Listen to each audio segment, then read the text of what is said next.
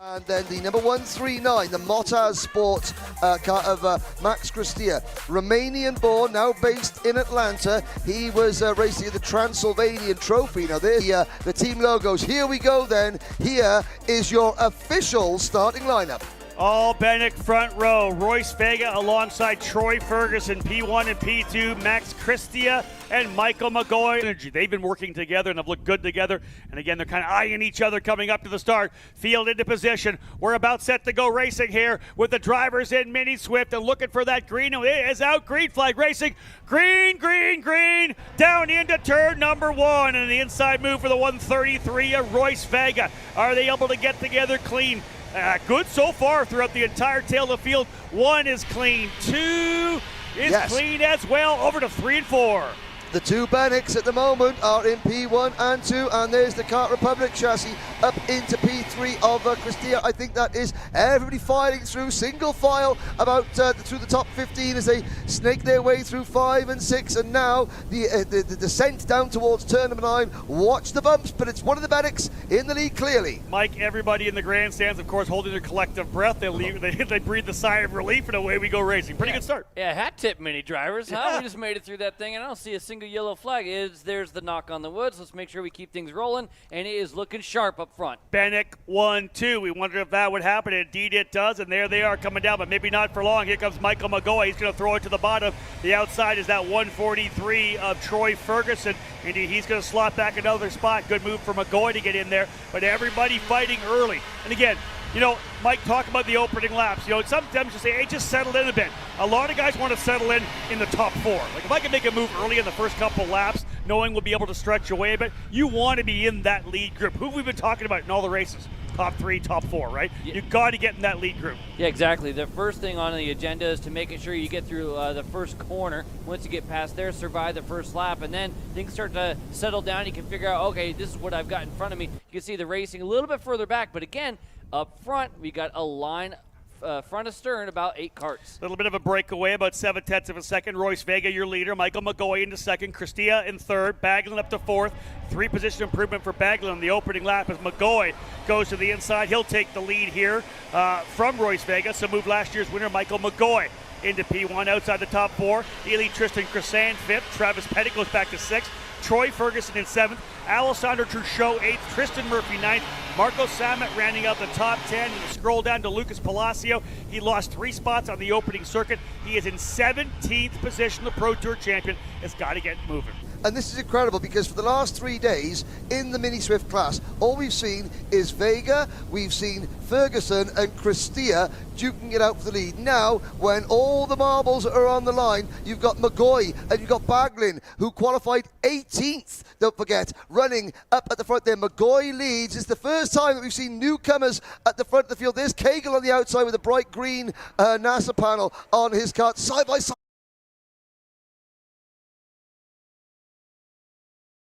Wheel to wheel going into turn number 1. Baglin to the inside, put the British driver in the Spirit of Senna livery up into P3. I think that's the highest we've seen Baglin all week long. Now up to 3rd and rolling. Let's see how far the 115 can go. Again, we always kind of temper our enthusiasm because you never know who went where on tire pressure. Hey, if you want to lead lap number 3, almost anybody can do it. Crank them tires up. You're going to have more grip than anybody else, especially if you're anywhere near the front. But you've got to have the long run pace. We talk a lot about long run pace because in any of the Pro Tour races, the same thing. We're talking 20 laps. These are long distance races, Mike. You got to pace yourself. You don't want to overcook things, but you got to know that the tire pressures are going to be coming up later in the race. I'll tell you what, the tire pressure is looking pretty good on the Troy Ferguson machine. It's back-to-back purple laps. He fell back. Remember, started on the front row, has been going backwards now, trying to kick it back up. How about another spot for the 43? Wow. Yeah, that Bennett kart is on rails at the moment. He goes past Baglin up to P3. Now, I've got to say, though, Baglin and Ferguson and the rest, they have got to ignore the running order on the left-hand side of your screen. It's not Royce Vega who is leading. It's Michael McGoy who's leading. So the order on the ticker at the moment, I think, has frozen a couple of laps ago. We're running lap number 5 now, not lap number 2, so please ignore the ticker on the left-hand side of the screen. It's McGoy, Vega, Ferguson, Baglin, Cristea, Petit, Chrisan, Murphy, Marco Romero, and Marco Samut, your top 10, and 2, 4, 6, all in the slipstream. Ferguson makes the pass in turn number 1, still goes purple, and he's going to bridge the gap to the top 2. He had a 51.6 last time, almost 3/4 second faster. Feels like he kind of let the first couple laps happen, right? He kind of got shoveled on the outside, got steamrolled a little bit. Guys were rolling on through, but just took a deep breath, set things back down, and went to work. Now he finds himself back into P3 as McGoy has gone back to the lead again. McGoy, though, has Royce Vega pushing on him. Ferguson right there in third. 5, maybe 6, let's go to 6 kart breakaway. We'll give Max Cristea a little bit of extra love back there in the 6th position, but Travis Pettit right in there as well. 6 drivers in the lead group. Then you go back 1 second as we got a couple of moves. Baglin starting to get aggressive. He was there, I think maybe even into second for Baglin. No, not quite, a little further back. It's McGoy, but he did make a move. Not sure whether it sticked on the exit of the corner. It did, indeed. It did. He just about made it stick. Well, as his idol Senna says, if you no longer go for a gap when you see when you're no longer a racing driver, Baglin saw the gap. He said, that looks like it's just about the width of a mini Swift. I'll fill it. And he did. And now here's a move for the race lead. Up to the inside. Ferguson takes the top spot. Baglin trying to follow him through. They're 3 wide coming into turn number 4. They're all going to squeeze round. McGoy on the inside. Baglin back to the outside. New leader. It's Troy Ferguson. I was just going to say, is it all of a sudden lap number 15? I didn't realize we were dropping the hammer right now. It's lap number 6, and these guys are going at it still. I will say this, because I'm keeping a little side eye on him here right now. Lucas Palacio up into the 11th position. Okay. He went down to 17th. He's 11th. He's quite a ways back right now. He's 6.5 seconds back. But the way these guys are racing, he would be able to work his way forward. Well, exactly that. These guys are like, why race with 6? We could race with 8 or 10 or 20. Let's get them all on the show. Come on, let's come out to the party. Yeah. Well, Palacio's up to 10th, Yep. but the top 9 drivers are all together. Then there's a 5-second gap back to Palacio. If they carry on battling and Palacio can stay ahead of the remaining runners, there's a chance. There's a chance. We've still got 12 laps to go. I mean, yeah, the gloves are off early doors here in Mini Swift. But I mean, so far, I've got to say, and I want to touch wood, don't want to put the curse of the commentator on anyone. It's been very clean and respectful, even though it's maybe not doing their chances in the long run any favors. That's just it right now. We're talking lap number 7. They're really going at it. Their lap times are well down. Here's another move to the inside. Baglin for the first time. We'll put that machine up front. So move Noah Baglin to P1 right now. He's the best we've seen him run all weekend long. You see the move to the inside there as well for the number 3 machine, a Pettit. He's looking to the inside. He's got right behind him, I believe, Cristea, Murphy's in there, Chrisan's in there as well. But these guys are racing hard. That's like what? Well, I want to say the top 9 drivers all coming across the line, Mike, within 1.4 seconds. Yeah, and Mike McGoy just makes it around. He goes 2 for, and we're seeing this a lot in turn number 1. The cadets especially go way deep when they go to make the move, and the over-under has been very, very, very big for the driver in 3rd, 4th, or further back. So now you've got McGoy making that thing happen. The rest of these guys need to keep things tidy. Again, just throwing this out there. We got top 9 drivers who are battling it out. Last time by, Lucas Palacio was over a second faster. It was 6.4, it's 4.7. Palacio's coming to the tail of the group, and we're not to the halfway point. There's Palacio right there coming onto the straightaway behind this group. He's got a couple of guys coming with him here as well, Marco Sammet and Alessandro Truchot. Those 2 drivers right with him, and I think they realize they know what they've got. They've got a guy that'll push them all the way forward. The racing up front could get interesting because right now, Lucas Palacio, more of what we saw earlier this year. He is on a move right now. When Palacio made the move for 10th position, he was 7 seconds behind the race leader. 2 laps later, he's 4.5 seconds behind the race leader. Now we've got 550 odd drivers here this weekend. There's 1 driver on the DAP chassis. That driver, Noah Baglin, because that's the chassis that his hero Senna raced back in kart. It's part of the OTK family now, but the DAP is doing very, very well at the front. But I mean, it's again, Bennick 1, then it is McGoy 2nd, then you've got Baglin, and then that second Bennick in 4th place, rather. Yeah, we're just going back and forth right now. Everybody kind of taking their opportunity up front. First, of course, it was Vega. Then McGoy got up there. Baglin spent some time there. There's a hip check move by McGoy getting into the side of Ferguson down into turn number 1. That moves Baglin back up into 2nd. We continue to look at the gaps, though, back to Lucas Palacio, who is closing 4.6 seconds last time by. They keep racing up front. And I'll tell you, if you race like that, Palacio's going to get here. We're going to keep an eye on Palacio trying to come forward. The Bennick driver's getting shuffled back, but there's a move for Pettit. He works his way in there as well. The Bennick driver's now back, I think, 3rd and 5th. Well, and also just to add to it, because Palacio's not alone, he's also got Alessandro Truchot and Marco Samet, so it could be a 12-kart fight, especially with all this continuing. Exactly that. They're doing themselves no favors. Look how much closer they are. We'll see at the line was 4-point-something last time by 3.3. Another full second, and we just got past the halfway point. 9 laps still to go. Lead drivers breaking out a bit. We got a top 4 breakaway, then the next 5. Although I'll tell you, Lucas Palacios bringing them all up. He's going to be ready to join the tail of this fight.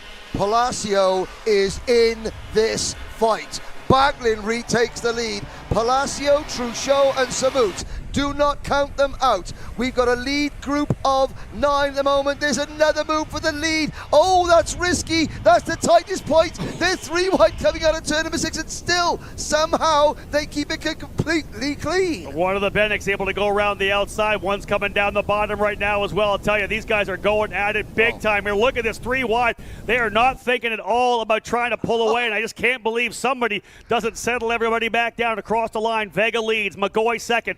Cristea, Baglin, Romero, Murphy, Pettit, Ferguson, Crisant, Palacio, less than 2 seconds back. He'll lose a spot right now coming into the corner as Truchot goes by him, but they are essentially at the tail of the field. They have caught back up. It was 6.7 seconds about 4 laps ago. Palacio, Samet, and Truchot to the tail of this grid. 12 drivers in the lead pack. There is not a single person that has something to do with this group that has hair left. They've pulled it all out at this point. This is incredible. 12 drivers for the win. And again, lap 12. We're going to put lap 13 in the books this time by, so 7 to go. Long way to go. Everybody already running that defensive line. So to me is the 3 drivers who just got there. You mentioned when you get there, make the move. So how quickly do Palacio, Truchot, and Samet start really working their way forward? They have to do it now. They've got the extra pace. They're in a rhythm. The front drivers, the front group again, there's no rhythm there because they're defending, they're chopping and changing. So Palacio's got to try and maintain that rhythm and bring Truchot and the rest. Palacio's already up to 9th. Pettit is 8th. Ferguson 7th. Chris Allen we've not mentioned really. He's there in 6th. Romero's up into 5th position.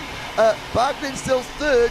But I mean, yeah, this is incredible racing here, and I don't know why Skusa bothered to put any seats in the grandstand because not one person's sitting down. That's exactly that. Palacio's got to the tail of his teammate Travis Pettit, so we'll see whether that first move comes. We keep getting this cover move down the bottom into turn number 9. It just kind of destroys your straightaway speed. Michael McGoy going to go on the outside as they work their way past start finish. And he beats Vega to the line by 40 thousandths of a second. Keep that in mind when we get to the final lap. You go big defense versus big offense, it's going to lose out. Big run around the outside again, and here comes the guys through here. The Kart Republics are lining up. That is Cristea, Pettit, and Palacio. All those drivers on the Kart Republics trying to insert themselves in the fight. Back down to the bottom goes Noah Baglin. Put the center machine back out front once again. That DAP chassis, we've seen that a little bit this year with Joe Turney and Stephen Miller earlier in the season running that DAP. But again, right now the DAP back out front. This is a battle royale in Mini and everything we would have expected. There are years we've got some snoozers. We're not getting one this year. Back to back. Every race has been fantastic. Everybody lining up. Here comes a move to the inside once again as they'll get themselves through. That is Cristea right there as well as he's going through, I believe, with Crisant. Yeah, and I think it was Romero also losing maybe a couple of spots right there. That's the one they were passing. now down in the straightaway. It's like a Talladega Daytona down in this thing. Everybody's bump, draft, and shoving, but they're doing a pretty good job down at turn number 1. Palacio now up into the 7th position. P7, maybe even 6 right now for Palacio. He is working his way forward. The engine wasn't running. The carburation there was issues. But the racecraft for Palacio we have seen over the last couple of years, he is a young driver in Mini. He's only 9 years of age, I think, for Mini even. So he's got a couple more years in this category. I believe he'll probably go to Europe next year. But this kid is on a roll right now. We could end up probably talking about a body of work. You could look it up in the dictionary and see Palacio right there at the end of this thing. All week we haven't really talked about him, and now when it counts, he's in the conversation again. Now I'm looking back at the very tail end of this league group. Troy Ferguson, who was such a contender early on, he's now dropped back to 10th or 11th. Here comes the number 101 of Lucas Palacio as we run lap number 17. Palacio, He's done an excellent job. His rivals we're taking this as Christmas Day. They have given him a big present because they've given him an opportunity to compete for the victory here. He's got to get by Romero right now because of a 3-driver battle. They're going to put lap number 17 down when they come back around. 3 laps remaining. He needs to get by Romero right now so he can be there to potentially close and challenge when they start the battle. Right now it's Noah Baglin, Michael McGoy, and Royce Vega. That's the front 3. They built themselves a little bit of a gap, and we'll give you the exact gap. You can see them coming across the line. Look for a move coming from Palacio now because the gap between 3rd and 4th is now over a second. So again, Baglin and McGoy both turning their biggest laps. Palacio with a look over the shoulder. I expect him to make the move down the bottom as they work their way. Indeed he does. He'll tuck down to the bottom of the racetrack. A little further back there. He's through. Baglin's still the leader, but book it. Here comes Palacio. He goes to P4. 3 laps to go. How about Michael McGoy hanging out there in P2? And now for the last couple laps has not fought, has just pushed, and it's going his way. He has now pushed up Baglin. Those 2 drivers, fastest laps for them. They went green. We've seen this before from McGoy. You talk about knowing how to win these kind of races. All the racing that happened, and now it's starting to go his way. So yellow flag flying in turn number 9. We have an incident on the exit. You know they're going to do the best they can to try to clean this up. No passing down right now into turn number 9. They'll hopefully have it when they come back around. It'll be 2 to go when they get here. We got a couple drivers off the racetrack on the outside of 9, but this is it. 2 laps remaining. Again, watching to see whether or not Palacio could get in there, but Mike, you're bang on. Michael McGoy is not letting anybody else back into the fight because he's just staying right there. He's not doing it. He's running really smart. That is crucial. Man, I think we saw this from him last year where he was in that front back and then just stayed smart. This is perfect. It just has gone his way where he had the opportunity to actually be patient. He has no pressure. There's not going to be a third-party program if he waits long enough. But if you wait too long, the defense might get you back. I think it was Jose Halfen, the driver, who was running down towards the back of the pack, who's gone into the barriers there. We've still got 44 karts running. It's been an incredible race so far. Now, Baglin has to defend the inside. McGoy, he's been feeling him out, and now he's going to start working the rear bumper of that Spirit of Senna kart. Well, Noah Baglin, the white flag's in the air. You better summon the spirit of your hero if you want to win in Vegas. Here comes the driver in P2, Michael McGoy. He'll go wide. Baglin going to run him out a little bit. Over, under for McGoy, not quite there, but can he keep it happening? He gets a run out of turn number 2. He'll have to throw it down the bottom. McGoy looking over the shoulder. He'll cover down the bottom of the racetrack. Here goes McGoy again, trying the other over-under. And as well, here comes Royce Vega as well. Palacio not that far back either. You know the defense is coming. They're just going to run out of time. Baglin's right there, but I'll tell you, Royce Vega not done it all yet. Do we get the over-under or not? Baglin looking to the bottom of the racetrack. Who's going to go to the very, very bottom? Here comes a potential over-under. They'll tuck to the bottom. Here we go. I think Baglin may have it. No, but I think it could be Royce Vega across the line. Here they come. And the winner across the line, checkered flag, Royce Vega wins. Vega wins in Mini over Michael McGoy, Noah Baglin, Max Cristea, and Lucas Palacio won an over-under. I swear we just saw that same thing. Oh, that's amazing. My word. Waited. They all went down to the bottom. He went way to the outside. Over, under, perfectly timed, and used all of the track on the exit to maximize the amount of pace that he had. What a finish. Noah Baglin thought he may have had it. Michael McGoy did everything he did. He was patient to the very, very end, Henry, but not quite enough because they stacked him up just enough for Royce Vega. Baglin had to defend. He had to defend. He had to defend deep. and he went a little bit deep and just ran out and just kissed the barrier on exit. Wow. I have not seen a race like that in many a long year. So let's look at that one more time as we'll have it here coming through turn number 7 and 8 to turn number 9. Talked about it earlier in the race. This exact same move happened. I said, watch out last lap, turn 9, and there it is. Absolutely done to perfection. Those two drivers, Baglin just carried it too much. He's got a hand in the air, but that was kind of him. It was perfectly done. How about that for Vega? Textbook. Huge run for Royce Vega. Again, seeing that all happen. Those drivers kind of pulling away from him a little bit. McGoy holding on for second. Baglin third. Max Cristea made a dive bomb move to the inside on Lucas Palacio to steal fourth. So Cristea in the fourth spot. Palacio still up, as we said, up 9. He was nowhere to be found in any of the heat races. Whatever they were able to do to dial that thing back in, he was impressive to watch coming forward. Palacio up into 5th. Again, this is provisional. We've seen some changes in the heats based on pushback bumpers, based on video review. That is your current provisional top 5 podium. Cresson 6th, Ferguson 7th, Truchot 8th, Pettit 9th,